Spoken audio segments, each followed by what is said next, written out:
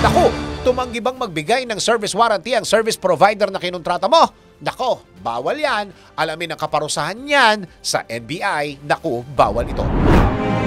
Alamin kung bawal o hindi. Dahil kung di mo alam to, kaso ang kakaharapin mo sa NBI. Nako, bawal ito.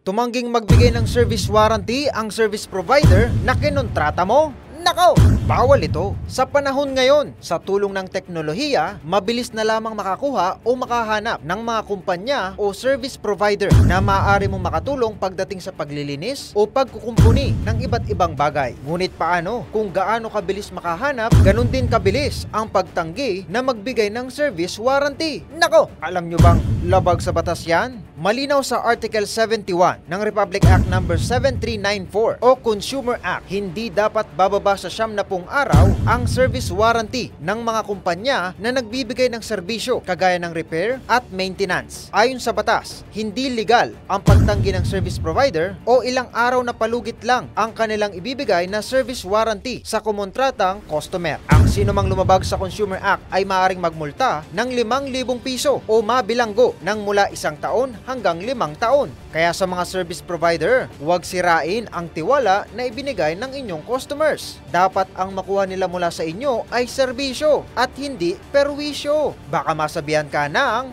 nako, bawal ito.